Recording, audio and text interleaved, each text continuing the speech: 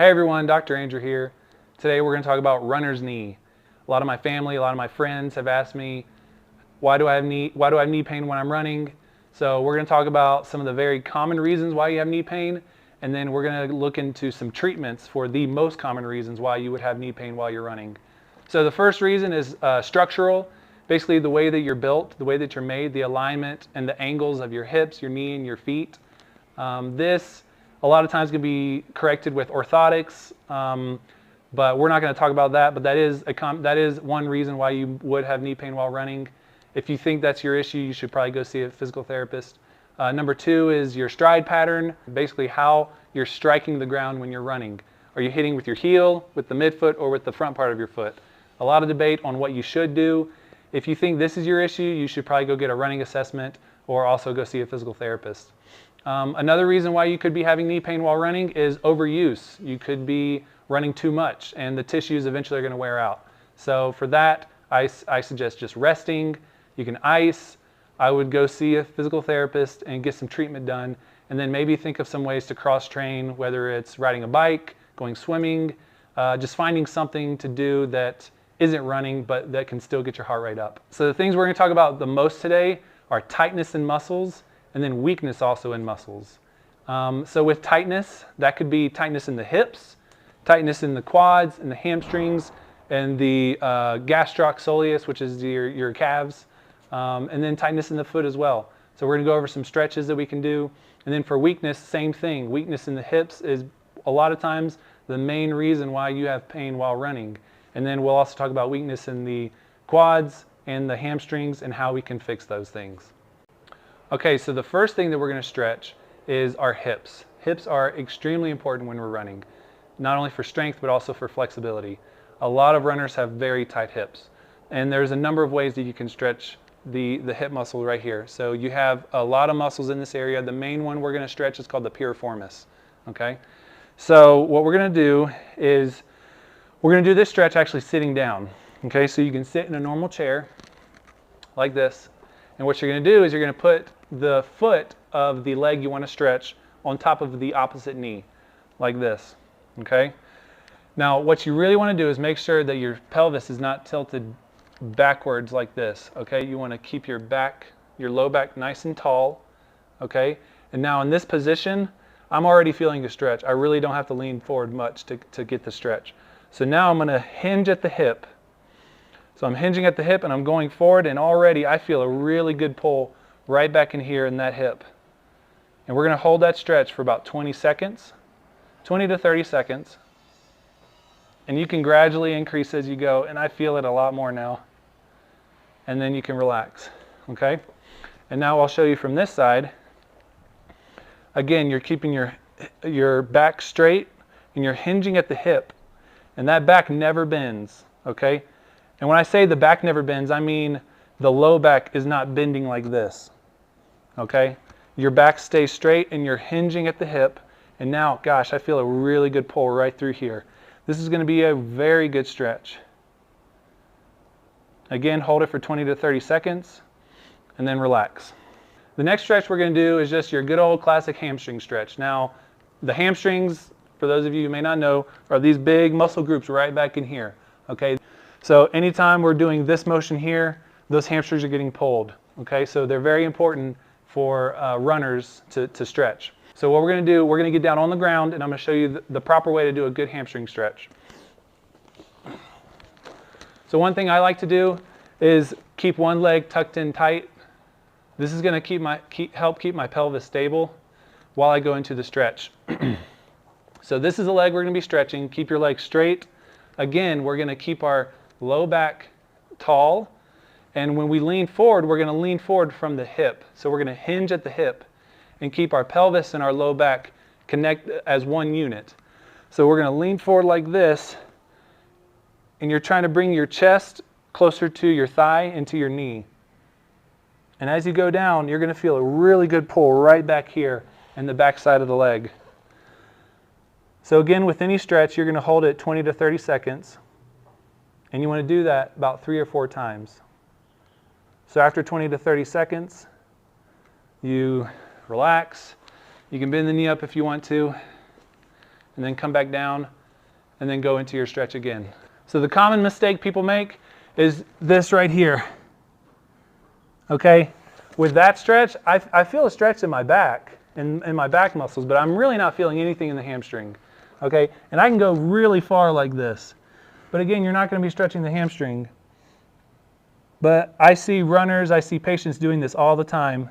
But if they really want to feel a good stretch just in the hamstring, keep the back tall, hinge at the hip, and then you'll feel it a lot more. All right, and that's the hamstring stretch. Okay, so now I'm going to show you a good calf stretch. Now remember, the calf is actually made up of two muscles, the gastroc and then the soleus. Okay, so there are basically two separate ways that you want to stretch these muscles. A lot of people just stretch the gastroc and then they kind of forget about the soleus. Okay, so what we're going to do is we're going to pretend like this piece of wood right here is a curb, a step. You can use anything that's kind of up off the ground a little bit. And what you're going to do is the foot you want to stretch, you're going to put it up on the curb like this.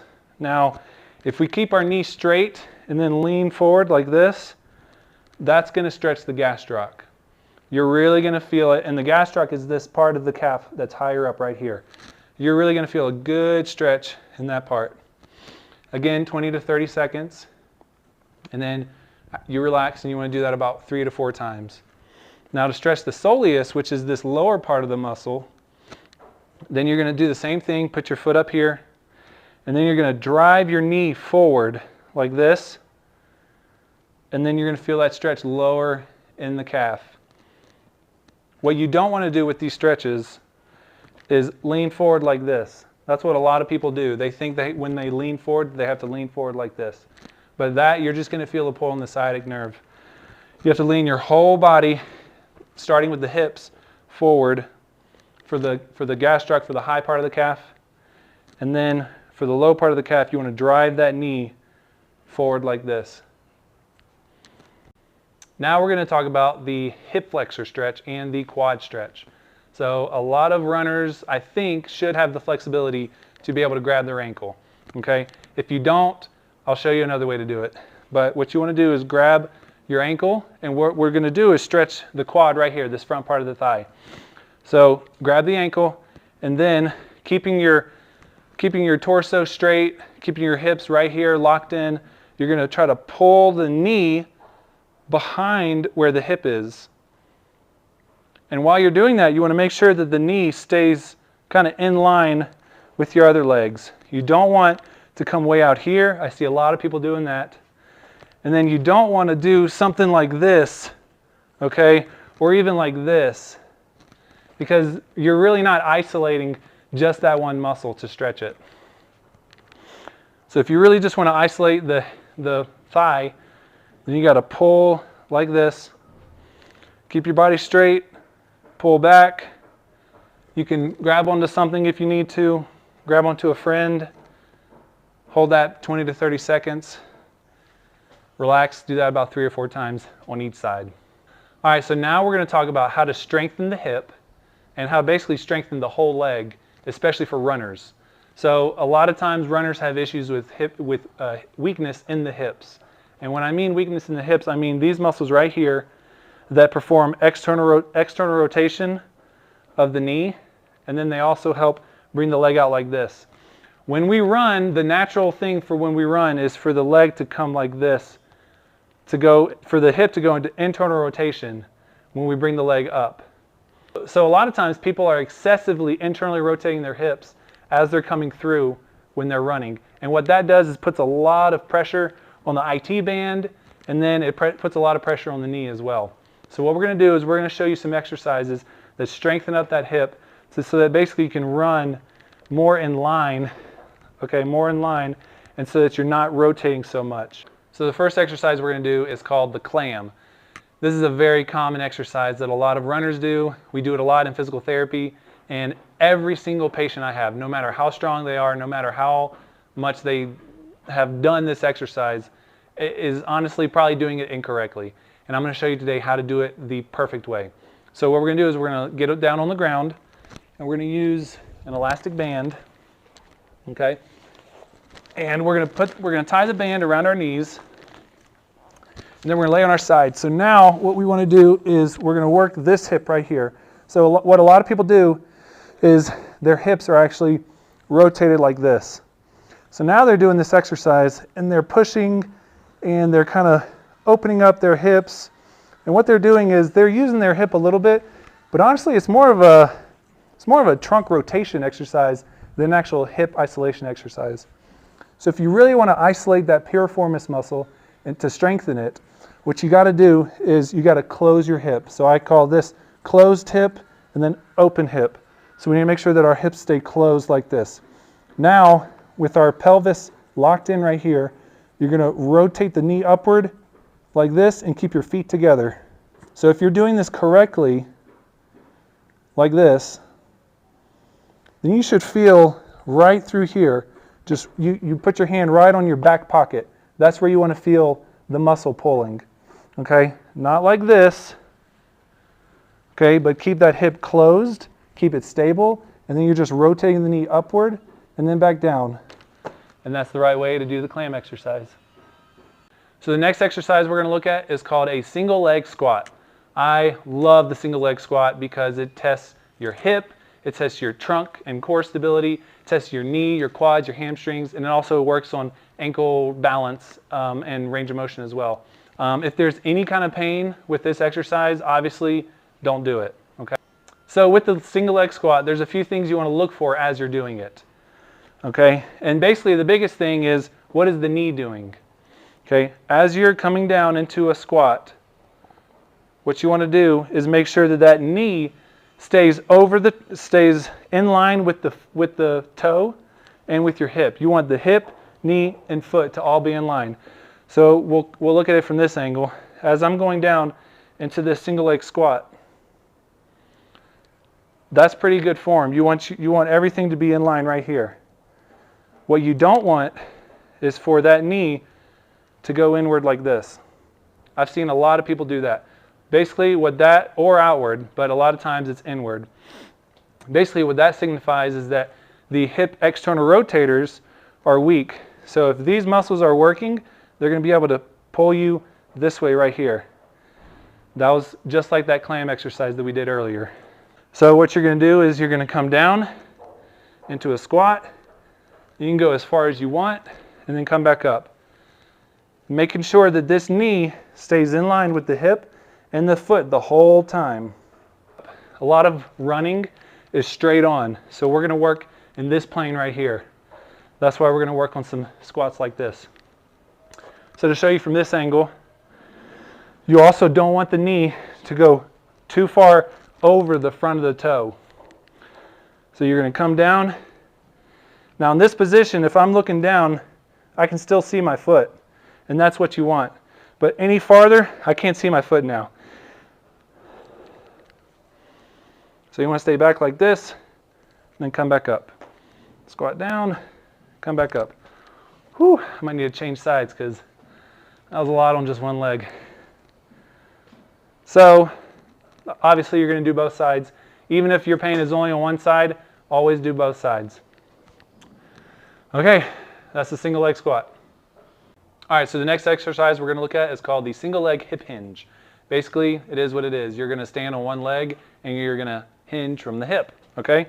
So standing on one leg, your low back is straight, pelvis is bending with the back, and you're hinging from the hip. So you come down like this, and then you come back up, okay? I like to have my patients do it 8 to 10 times without putting their other foot down on the ground. That adds a stability element to the foot. So basically you're going to hinge at the hip and then you're coming back. You're squeezing the glute, contracting the glute with every repetition. Okay? And you can only go as far as your hamstrings will allow you. So if you have very flexible hamstrings, you can go a little bit farther. But if you don't have very flexible hamstrings, just stop where you feel these muscles going. Okay, what I don't want is for you to start to go and then think that you have to go farther and then you start bending from your back. That is not what we want. We want to strengthen the hip and the hamstrings, and the only way to do that is if you keep the low back tight with the pelvis and you hinge from the hip. And that is the hip hinge. One more thing about the hip hinge from this angle. You want to keep your hips in line and you want them to go down together. You don't want to open up and twist like this. So when you're going down, stay together, okay? Shoulders and hips together, going forward like this. I don't want you to twist like that, okay? All right, so the next thing we're going to look at is called the jump squat. Now, this is a great plyometric exercise because running is plyometric, okay? And plyometric means we're leaving the air, okay? We're leaving the air and we're going to land on the ground. So what you're going to do is you're going to jump and then land, okay? Jump, land, just like this, okay? And you can do as many as you want. For me, 4 seemed like it was enough. And what you're looking at with this is that when you're landing, that your knees are not going to cave inward, okay, or outward, but the most common is for inward, okay, because if you're keeping your knees right here in line with your hips and your feet, then you're activating those gluteal muscles so that when you land when you're running, your knee won't cave inward. And that is a basic explanation of the jump squat. All right, so the last thing we're going to look at is a plank. Planks are awesome. They're great for core stability. You can add variations to it by doing it with one leg. And this is great for runners who want to have more trunk stability and more core activation while they're running. A lot of you know how to do a plank. You've done it before, okay? But there are a few things that you really want to make sure that you're doing correctly as you're in the plank position. Okay, so we're going to get down on our elbows and on our toes. And what you want to do from this position is raise those knees up, and then you're contracting your abdominals, your TAs, and really your external obliques are going to be, and external and internal obliques are going to be contracted as well. And boom, just right there. And you can lower your shoulders down a little bit to make sure that your shoulder blades are in good position. But what I don't want to happen is for the back to sag, or for you to go way high up, or to push up high. If you stay right here in this sweet spot and you're activating your abdominals, you're going to feel this and it's going to burn. And basically hold it as long as you want, as long as you maintain good form. All right, that's the plank. All right, so that is basically a rundown on runner's knee and why you're probably having the pain that you have when you're running. I know that this is a lot of information. It's a lot to take in. It's a lot of over-explaining at times, which is something I'm known to do. But honestly, you have to know the reason why you're doing these exercises and how to do them absolutely perfect. Because if you don't, then you're going to be, you're basically just going to be adding to the problem that you already have. If you do exercises incorrectly with poor form, you're going to be facilitating these bad habits that you already have in those muscles. So we're trying to break bad habits, start new good habits so that you can strengthen the right muscles, stretch the right muscles so that we can avoid pain while you're running. So I really hope that you found this video helpful. I really hope you learned something. Now go do it yourself.